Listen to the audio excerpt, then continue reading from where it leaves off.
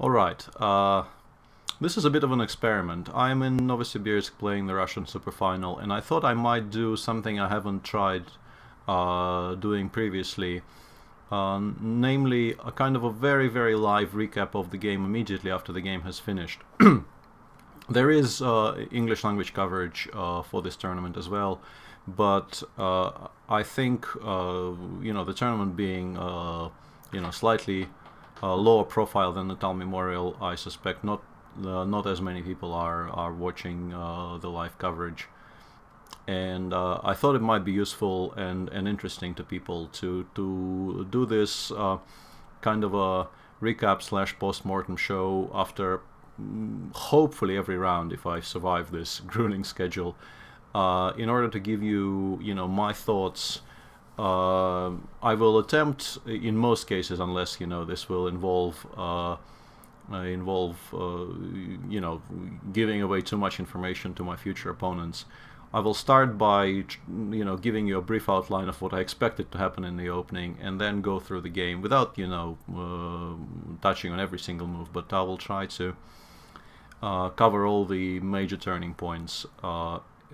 Once again, without the help of the engine, I'm pretty sure there will be plenty of mistakes in these videos. But that's, I think, the whole concept is to give you as clear an idea of what I was thinking during the game as possible, without the benefit of hindsight. In round one, I played white against Ernesto Inarkiev. This is the second tournament in a row where I will start with two whites in the first two rounds, which, remembering what happened to me in the Singfield Cup, is a very welcome change. My round one opponent was Ernesto Inarkiev, who's had a run of very, very strong results recently. He's rated 27,730 or so.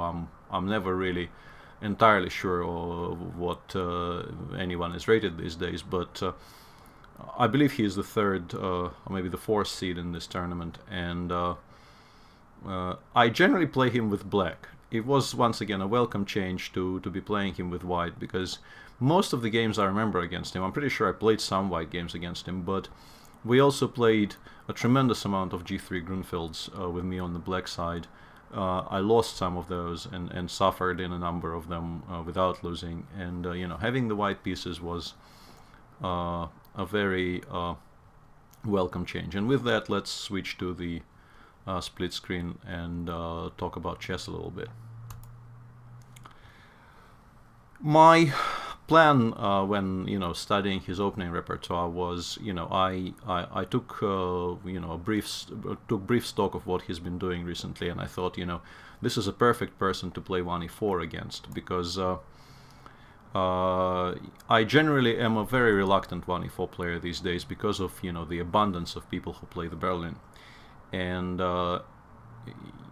it kind of backfired today as well, but Ernesto in recent years has been playing, 1e5 is by far his main move in this position, and after bishop b5 he played a lot of main lines in the Ruy Lopez.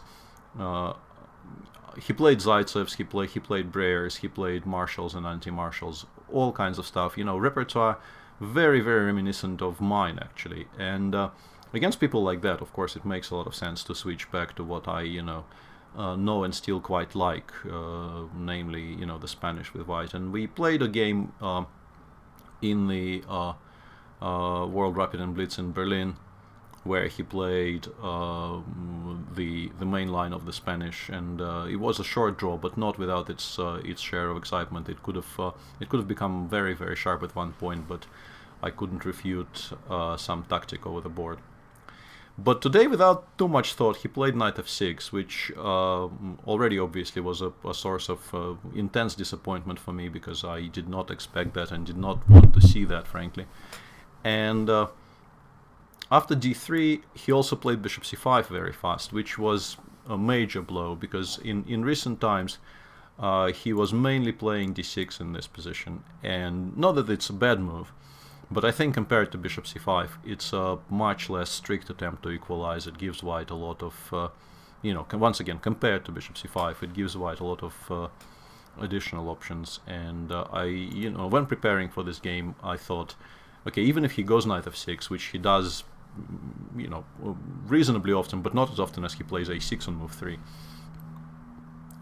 He seems to be playing d3, d6, which is all good and well. It's a perfectly playable position. Black is probably fine, but we'll just play chess. He blitzed out bishop c5. I played c3 because that's what I do, and allowing castles knight d4 did not really feel, unprepared. I think c3. Let's put it like this. Without repeating my notes before the game, it's much more comfortable for me to play c3 here, because those positions I know and remember a lot better. And here he played d5 extremely fast, which was actually after the initial slight surprise, because I think it's still a reasonably rare option. It was a welcome one, because I felt I spent about 10 minutes here working out my reply, and in those 10 minutes I was fairly sure that I managed to remember how the game between Topalov and Aronian in the Singfield Cup this year went. And the outcome of that game, the game was drawn, but Veselin had a very nice, pleasant advantage throughout the game, and was winning in an endgame.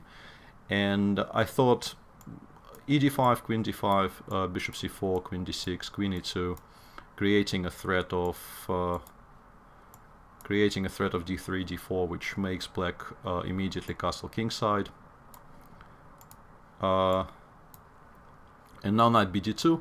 Although I played this very fast, because I felt once again, after the way I've been playing in both the Singfield Cup and Natal Memorial, where openings would generally take up way too much time, a lot more time than it is practical. I think I thought that it's useful to me to be playing fast here.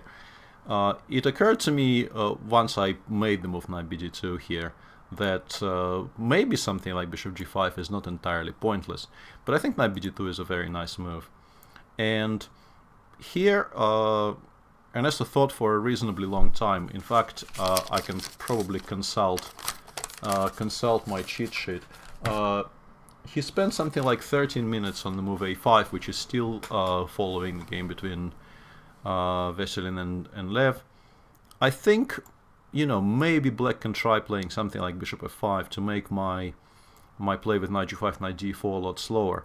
But perhaps he was worried that something like before bishop b6, a4, followed by maybe even bishop a3, followed by before b5, might actually be, very, very strong. And I would definitely give serious consideration to this. And my guess is this is why both Levon and he played a5 in this position. I played knight g5 reasonably fast, because having played knight bd2, you kind of need to play knight g5 here. That's the whole point of white's setup. If you allow black to consolidate play, perhaps bishop e6 or something of that, in particular bishop e6. And another thing I wanted to point out here, perhaps it's useful, I was calculating this in a slightly different position, but here as well, after bishop e6, white could try playing b4, bishop b6 and knight g5, and suddenly black will find that if he takes on c4, after d takes c4, the bishop on b6 is in a lot of trouble, because I think it might be impossible to stop c4, c5 collecting a full piece. So once again, a5, black is now ready to play bishop e6, and if you allow bishop e6 here, you will not have anything at all as white. Black will more or less immediately equalize, because the bishop on c4 is the main source of white's pressure in this position. I played knight g5, and here Ernesto also pleasantly surprised me by going to the tank for almost half an hour, and we're still following Topalov Aronian. And once again, my recent tournaments were, generally most games were featured me being in serious time trouble against somebody who is trying to exploit me being in time trouble.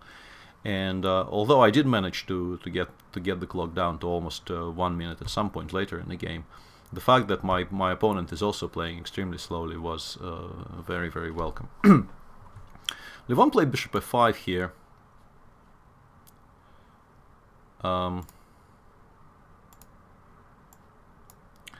And this move is, I think, very reasonable, trying not to allow white the setup I got in the game. But in this position, Veselin took with the knight and then the pawn. Taking with the pawn is also quite interesting here, because bishop g6, h4 looks positively scary, and if you play something like bishop d7, even an endgame after queen h5, queen g6, queen takes g6 and h4 might be reasonably unpleasant for black, because it's not going to be that easy to deal with the pressure white might generate along the h-file simply. So I was definitely planning to give some thought to not recapturing in this position with the knight, as Veselin has done in Singfield in his Singfield Cup game. But taking with the knight and the pawn is also perfectly fine, of course. But after about 25 minutes here, Ernesto went with queen e7. I played knight d4 reasonably quickly, because it's, you know, the most natural and the most obvious move in the position. He played bishop d6. You could maybe make some argument for placing the bishop on b6, because in some positions it might give black better counterplay options, but this is very solid.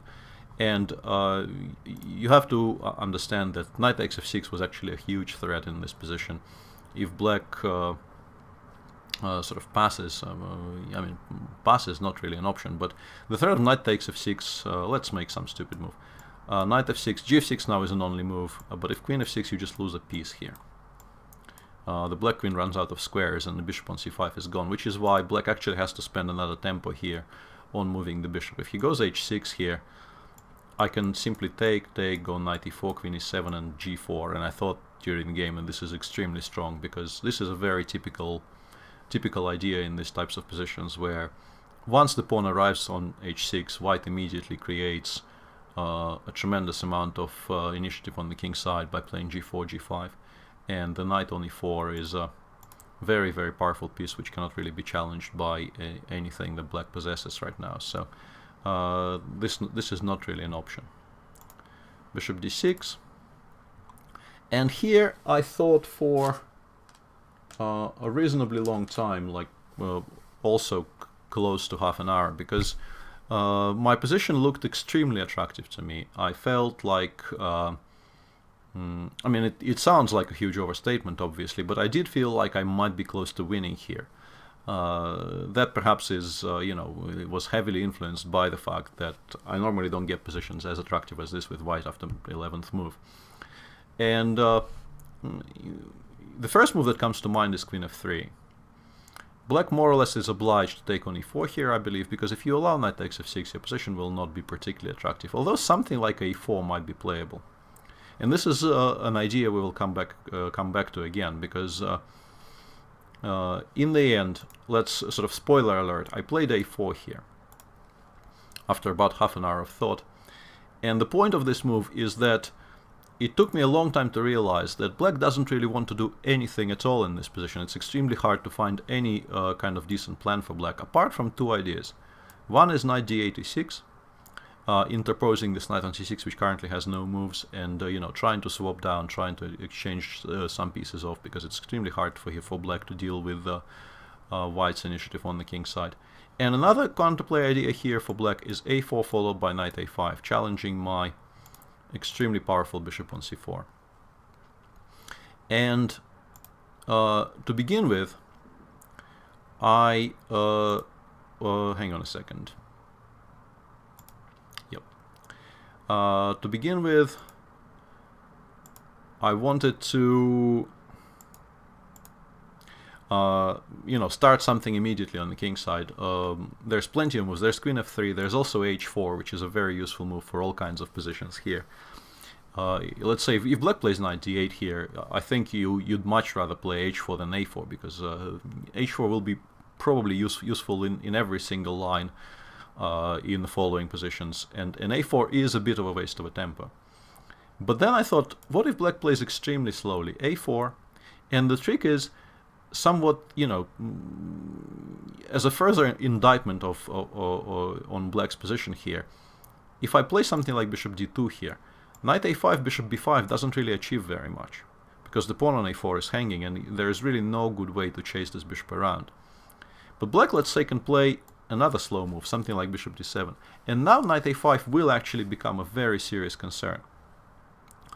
And in the end, I thought that the progress I can make on the king side is just not fast enough.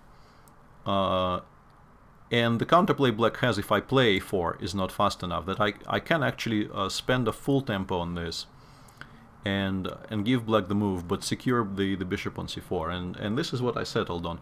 Ernesto played h6 very quickly, which frankly surprised me. I thought he should play knight d8. And in this position, I was debating whether I should play g4. I thought g4 was maybe the best move I have here. The point being, I mean, I didn't really calculate what happens if he takes, but to be honest, it was extremely hard for me to believe you can play like this, because, you know, every single piece of mine is aimed at his king, and I've only sacrificed one pawn. I don't really believe this is not mate. And if he goes knight e6, this is a very important detail. I can take on e6, bishop takes, and now I can play bishop g5. And by doing this, I make sure that I spoil his pawn structure on the king side. And also I think it's important to play knight g3 as early as possible to plonk it on f5. And then this position is quite horrible for black. I mean, I don't know if I should already say that I'm winning, but it's pretty close. I mean, most endgames will be winning for me, and also a mating attack is not really out of the question on the king side eventually. So knight d8 g4 looked very strong to me, but after h6, of course I played h4 straight away. I mean, the knight is not going to leave the g5 square. Black can never really take it, because he will get immediately mated along the h file.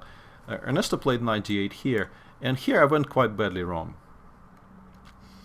Once again, it's a bit bizarre that I played the move I played, because nothing very much changed here. I played queen f3, so that not to have to promote this line later, I will start with the move I made.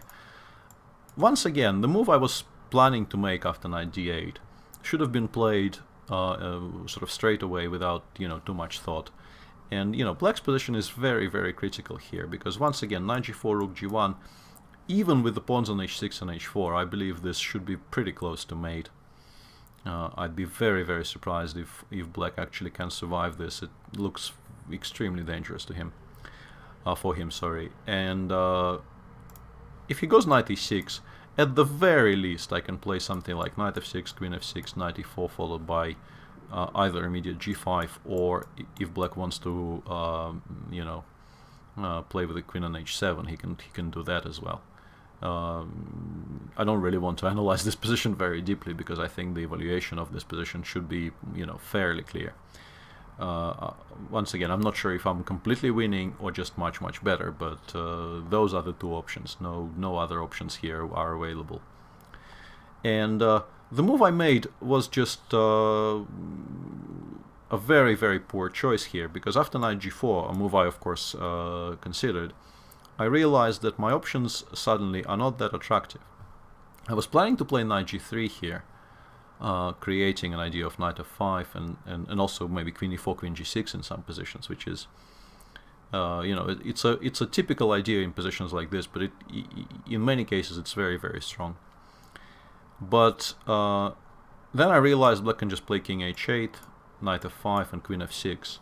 And yes, I managed to corral and capture the knight on g4, but black also manages to take one of mine.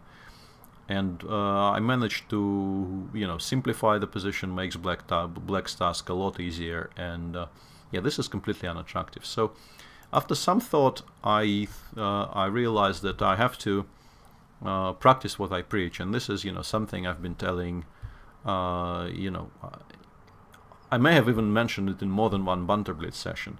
If you make a mistake and you realize you've made a mistake, you have to be, you have to own it, and you have to be ready to just sort of go back, because it's the best move in the position. I could, instead of this move, I could also play queen g3, but then after king h8, f3, knight f6, you realize that the queen on g3 is really, really misplaced, because you want to have the g-pawn, you want to be able to play g4 in this position, or soon at least, and with the queen on g3, all of my play on the king side becomes that much slower. So I played queen e2. Of course, nobody will play knight f6 against me. I would have played g4 after that. You know, I would have blitzed out g4 and breathed a huge sigh of relief. But of course, king h8 followed f3, knight f6, takes, and g4. And white is still better. But this is a critical turning point, because after some thought, Ernesto made a decision which should have objectively probably led to the game being a very nice, you know, sort of miniature. Or close to a miniature even. Black should play queen e7 here. I go bishop d2. Once again, the knight on g5 will stay there for a reasonably long time.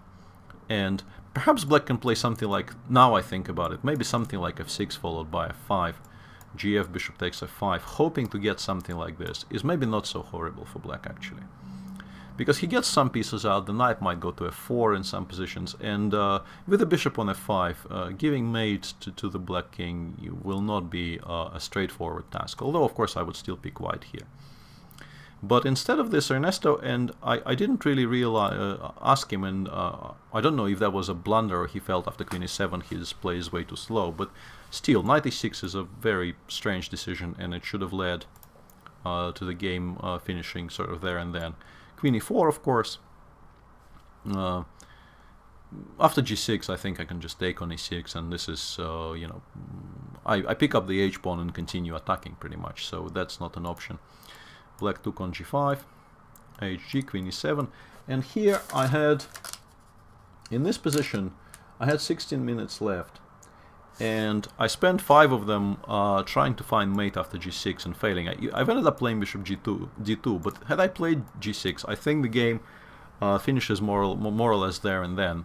The threat is bishop takes h6 and queen e3. This I actually had seen. What I failed to see is that I can still do exactly that despite black having played f5.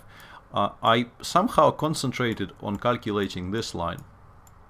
But after bishop takes g6 followed by bishop h7, white actually falls short here, and there is no mate, and probably not even draw for white is available anymore. But if you start by bishop h6 here, black still has to take with the g-pawn, and you play queen e3 here. For some reason, this precise move order completely eluded me. I looked at rook h6, king g7.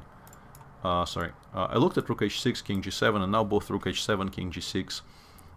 And queen e3, let's say some move, don't really look particularly clear for me, for white. But queen e3 just more or less wins on the spot, because the only move black can play here is f4, then I take with the rook, I give rook h7 check, and there are two choices for black, either this, which is completely resignable, queen h4 check is unstoppable, or this, queen e4 check, bishop f5, gf, king takes h7, f6 discovered check, followed by f takes e7, and we shake hands and go home. And it's kind of regrettable, because I really badly wanted to play g6 here, and I spent a lot of time calculating this position, but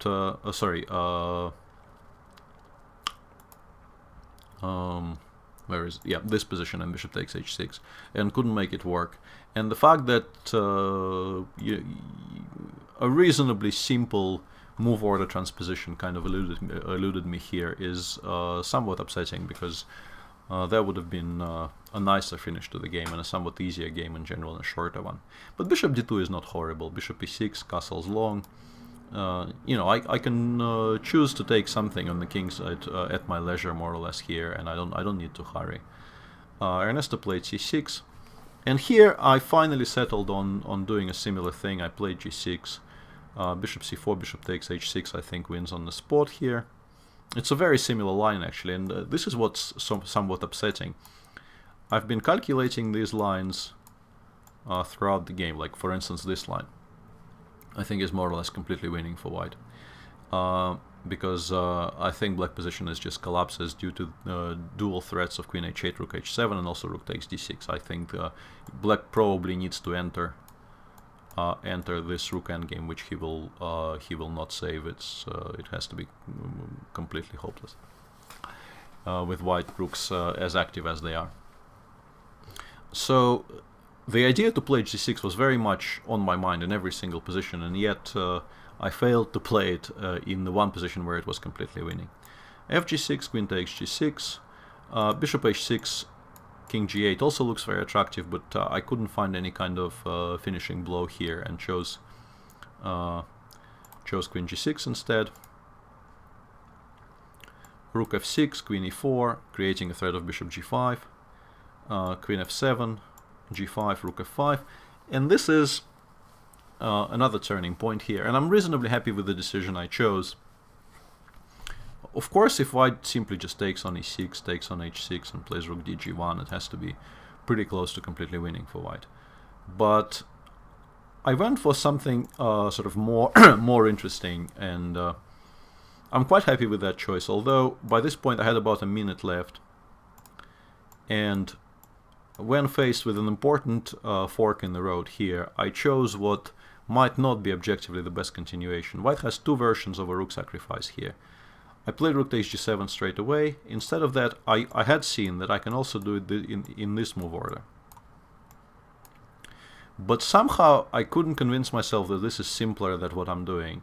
And I started by rook takes g7, and then there's no turning back. In fact, I think this probably is a cleaner solution, because queen h6, bishop h6, king f6, I have a feeling this has to be winning for white, although some technique, of course, will still be required. That's always true, but you get the feeling that white has to be winning here. And if black plays rook f6 here, the following sequence is completely forced. Queen h8, king e7 is the only move, rook h7, rook f7 is the only move. I take on f7, and regardless of what black recaptures with, probably the queen, I can take on a8, let's say queen f3, queen takes b7, check. And this endgame, I feel, once again, should be winning for white. But somehow I felt that, you know, endgame, the word endgame pretty much, you know, scared me away would be strong, but I decided that rook takes g7 is a more romantic option, so to speak, here, and I went with this. I think objectively maybe the other one was stronger. King g7 is the only move, rook h6. I think queen h6 is also strictly the only move here, because queen g4 check is a huge threat, otherwise you can't really ignore it. I take, he takes, I take on e6. Whoops, sorry, no, bishop e6, rook f4 would have been, I think, inaccurate. I played queen h4 check here, which is an important intermediate move. And here Ernesto chose a move I did not expect. I thought he should play king g6 here and rook f4.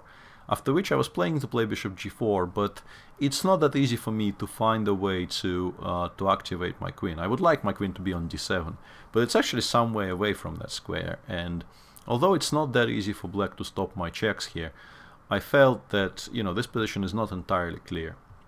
Instead of this, Ernesto played king g7,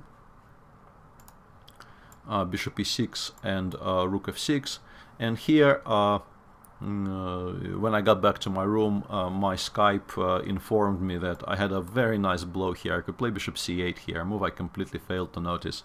It would have been a very nice move to make to play on the board, attacking the b7 pawn, and also, very importantly, stopping black from connecting his rooks. And this probably is stronger than what I did. But I had a very clear plan of how to improve my position here. I played bishop c4, creating an idea of queen g4, queen d7. Ernesto played rook e8.